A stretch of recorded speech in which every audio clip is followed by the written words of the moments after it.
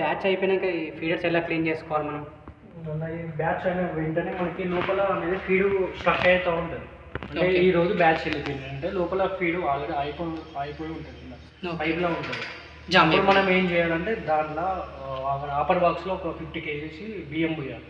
Okay. బియ్యం పోసేసి on చేయాలి అక్కడ. అంటే దీనికి అన్నిటికి లాగులు వేసుకోవాలా? అన్ని లాక్లు వేయాలి. ఫీడ్ వాళ్ళ మళ్ళీ ఫ్యాన్స్ వాడకుండా లాక్స్ వేసుకుంటూ వచ్చేసి ఇక్కడ ఈ ఫ్యాన్స్ ఒకటి ఓపెన్ చేసి కింద ఒక సంచి పెట్టుకోవాలి. ఓకే. సంచి పెట్టుకుంటే అక్కడ ఉన్న 50 kg రైస్ అది వచ్చేసి ఇక్కడ పడుతూ ఉంటుంది, కింద పడిపోతుంది. కింద పడిపోతుంది. అప్పుడు నీకు ఎందుకు చేయాలంటే లోపల ఉన్న ఫీడ్ అనేది ఫంగస్ రాకుండా ఉంటుంది. జామ్. మళ్ళీ ఈ చైన్ అనేది నీకు ఫుల్ ప్రొటెక్షన్తో ఉంటుంది. అట్లా క్లీన్ చేసుకుంటే ఈ చైన్ అనేది రస్ట్ రాదు, ఫంగస్ అనేది పట్టదు ఈ చైన్కి. అంటే మూమెంట్ ఖచ్చితంగా ఉండాలి. మూమెంట్ ఖచ్చితంగా ఉంది. ఇట్లా చేసుకుంటే నీకు లైఫ్ ఉంటుంది. దీని మోటార్ అనేది ఖరాబ్ అవ్వదు. మోటార్ అనేది ఖరాబ్ కాదు, స్ప్రింగ్ కూడా నీకు ఎక్స్పెండ్ కాదు. ఒకసారి డ్యామేజ్ అయితే దాని ఫంక్షన్ అయితే నువ్వు ఇట్లా క్లీన్ చేసుకోకపోతే నీకు ఇక్కడ చైన్ గిరిగి అనేది మోటార్ వైండింగ్ పోతూ ఉంటుంది. ఒక్కసారి మోటార్ వైండింగ్ పోయిందంటే ఫంక్షన్ అప్పుడంత ఉంటుందా? అప్పుడే ఉంటుంది లైఫ్ ఉంటుంది నీకు. ఇప్పుడు మోటార్ వైండింగ్ పోతూ ఉంటుంది.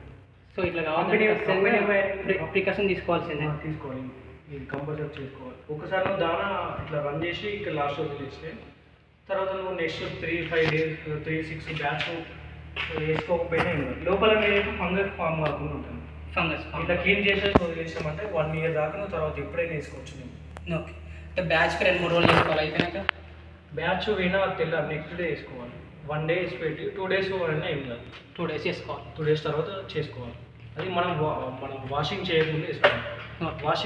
వాషింగ్ చేసిన ఏంటంటే లోపల ఫీడ్ ఇలా పైపులు ఉంటుంది ఉండేసి మనం వాటర్ పైప్ కొట్టుకుంటూ వెళ్తూ ఉంటే లోపల అనేది జామ్ అవుతూ ఉంటుంది. ఓకే.